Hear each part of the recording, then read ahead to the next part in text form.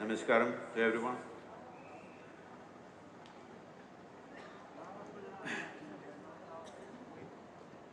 Shankara, an intellectual giant,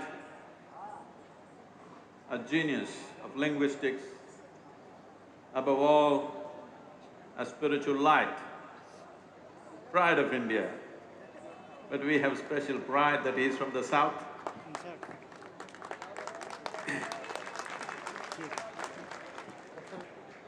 A seamless sense of wisdom, knowledge,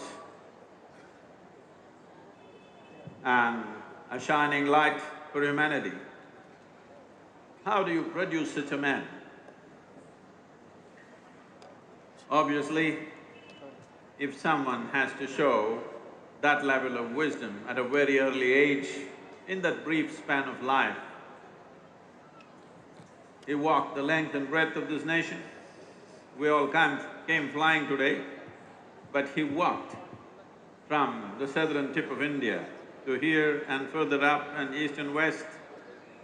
Where does this energy, where does this zest and where does this wisdom come from? Just to take one aspect, he comes from a village, today a small town called Kaladi. Kaladi literally means beneath the feet. This is the fundamental nature of this culture. Bharat means we always learnt how to be at the feet of the divine, to be Kaladi always. Not a culture of pumped up pomp, but a culture of natural piety. With this, just with this one aspect, we could produce great beings. This has been the tradition, this has been the culture of this nation, that not by being at the head, but being at the feet, we learned. By being at the feet, we evolved. By being at the feet, we blossomed. By being at the feet, we became shining lights to the rest of the world for a long time. It's once again time that we bring back this culture, we bring back this piety, we bring back this sense of humility, which has paid enormous dividend for this culture, that we learned how to bow down. Doesn't matter, it is a god or a man or a woman or a child or an animal or a tree or a rock, we learn to bow down to everything. This has been our strength, this has been our way, this has been the process and the method of our evolution and realization. This is very important today in the world, that all this knowledge, all this wisdom came not by faith, not by belief, but by realization. Well, 1,000 years ago, or well before Shankara, many have spoken, but the beauty of Shankara is the clarity, the intellectual clarity with which he expressed and the zest with which he spread it across the country. Many have said this before, right from the time of Adiyogi, many yogis, many mystics, many sages, many saints have said this, but it is the absolute clarity of intellect and the zest and the energy to be able to bring it to a whole nation, which makes Shankara stand out. Well, there are many aspects to this, but today, one thing that is important in this world is, unless the spiritual process in some way, if it does not run parallel to the scientific realizations that have happened, and if spiritual process in some way does not sync with the fundamental human logic, the future will not take it. In this sense, Shankara's message is significant. This is the future. The future generations of this world will reject everything that will not make logical sense to them. The future generations of the world will reject everything that is not scientifically correct. So in this sense, Shankara becomes very significant. There's a lot of misunderstanding, let me clear at least one for him, I think we owe it to him. A lot of people go about saying, what is the nonsense he's talking? Because he said everything is Maya. So the way it is being interpreted is, Maya means it doesn't exist. Maya does not mean it does not exist. Maya means an illusion.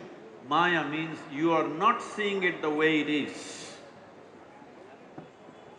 You are seeing it in a way that is good for your survival, but you are not seeing it the way it is. Today modern physics is telling you the entire universe is just a network of the one same energy.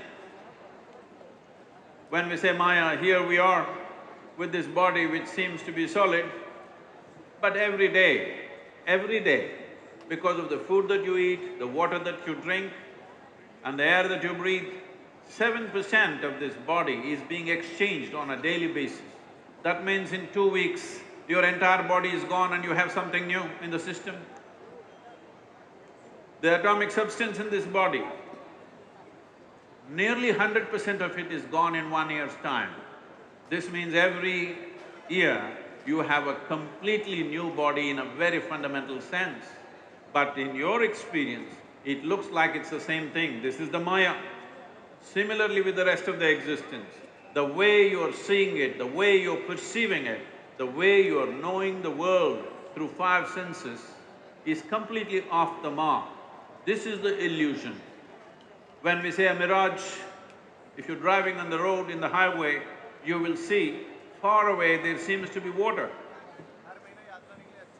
Well, when you go there, definitely there is no water. This does not mean there was nothing there. There was some radiation which created this illusion. So this is Maya. What is one thing seems to be another thing. This is the Maya he was talking about. What you think is me is actually everything. This is the Maya. What you think is the other is actually you.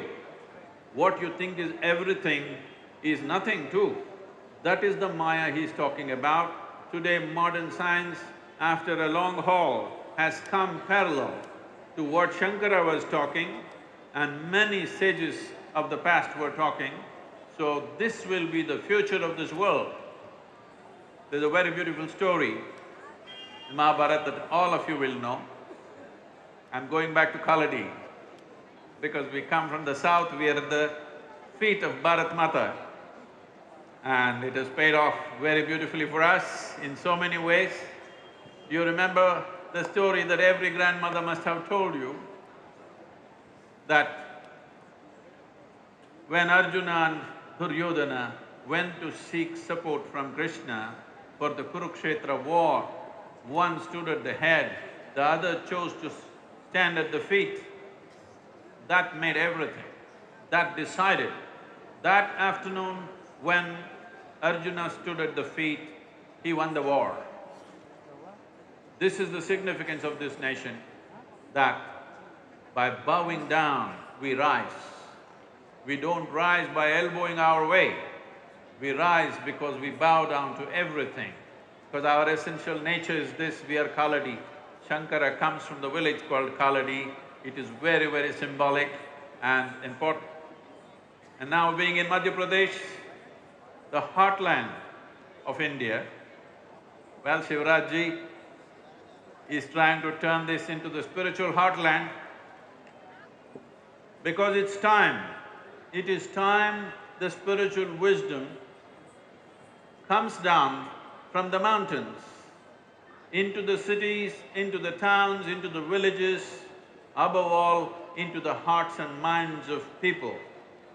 Because this is going to be the greatest treasure, this is going to be the future of this nation, and because of… if we do this one thing, the entire world will seek guidance from this nation.